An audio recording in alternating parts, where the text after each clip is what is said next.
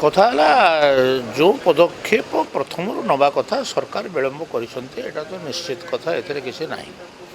କିନ୍ତୁ ବିଜେଡ଼ି କେଉଁ ମୁହଁରେ କହୁଛି? ବିଜେଡ଼ି ଯେଉଁ ତାର 24 ବର୍ଷ ସରକାରରେ ନୈତିକତା ଦୃଷ୍ଟିରୁ କୌଣସି ମନ୍ତ୍ରୀ କେବେ କ'ଣ ଇସ୍ତଫା ଦେଇଛନ୍ତି କି?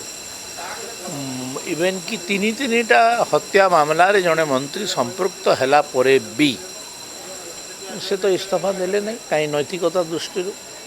ତାହେଲେ ନୈତିକତାର କଥା କ'ଣ? ବିଲକୁଲ ନାହିଁ। ଗୋଟିଏ କଥା ହେଲା, ଗୋଟେ ଘଟଣାଟେ ଘଟିଲା, ଏଇଟା ଗୁରୁତର ଘଟଣା, ଏଥିରେ କିଛି ସନ୍ଦେହ ନାହିଁ।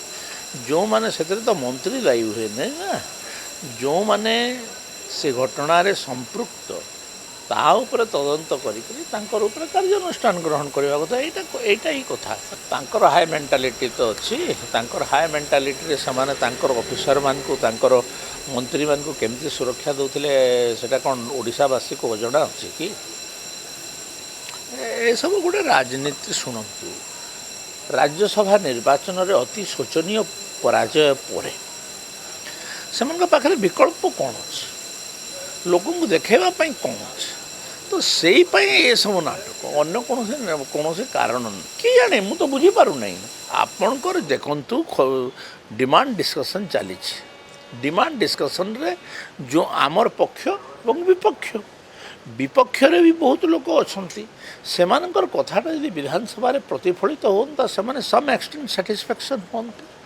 ମୁଁ ସେଇଆ କହିଲି ସେମାନଙ୍କୁ ଯେ ଗୋଟିଏ ସାଇଟ୍ରେ ଆମେ କରୁଛୁ, ଗୋଟିଏ ସାଇଟ୍ରେ ତୁମେ ବି ଲୋକଙ୍କର କଥା କୁହନ୍ତୁ, ଲୋକମାନଙ୍କୁ କମ୍ ସେ କମ୍ ମାନେ ଠିକ୍ ଲାଗନ୍ତା। କିନ୍ତୁ ତୁମେ ତୁମ ବିରୋଧୀ ଦଳର ଦାୟିତ୍ୱ ତୁମେ ନିର୍ବାହ କରୁନାହ। ଏଡ଼େ କିଏ ଦେଲା? ଆମେ ତ ଆଲୋଚନା ପାଇଁ ରାଜି ଅଛୁ ନା। ମେଡ଼ିକାଲ ପ୍ରସଙ୍ଗରେ କୌଣସି ପ୍ରକାର ଆଲୋଚନାକୁ ଆମେ ସ୍ୱାଗତ କରୁଛୁ। ଆମେ କେଉଁଠି ଏଡ଼େଇ ଦେଉଛୁ? ଆମେ ଏଡ଼େଇ ଦେଉନୁ। ତ ଆଲୋଚନା ହଉ ନା ବିଧାନସଭାରେ, ମେଡ଼ିକାଲରେ କାହାର ଦାୟୀ, କିଏ ଦାୟୀ, କ'ଣ, ଏସବୁ ଆଲୋଚନା ହଉ। କିଛି ସେଥିରେ ତାଙ୍କର ସମ୍ପୃକ୍ତି ଥିଲା ନା, ଏଥିରେ ତ ୟାର ସମ୍ପୃକ୍ତି ନାହିଁ ନା, ଏଥିରେ କିଛି ସମ୍ପୃକ୍ତି ନାହିଁ।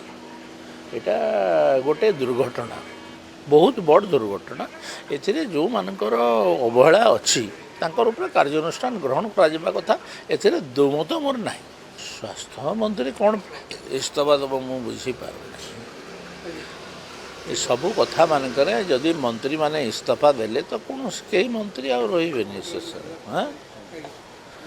ଘଟଣାଟା ଗୁରୁତର, ଏତେ ଲୋକ ମରିଯିବାଟା ଗୋଟେ ଚିନ୍ତାର ବିଷୟ। ସେଥିପାଇଁ ଯେଉଁମାନେ ଦାୟୀ ତାଙ୍କର ଉପରେ କାର୍ଯ୍ୟାନୁଷ୍ଠାନ ଗ୍ରହଣ କରାଯିବା କଥା। DTV ଓଡ଼ିଆ ଦେଖିବା ପାଇଁ ସବସ୍କ୍ରାଇବ୍ କରନ୍ତୁ ଏବଂ ବେଲ୍ ଆଇକନ୍କୁ ମଧ୍ୟ ଦବାଇ ଦିଅନ୍ତୁ।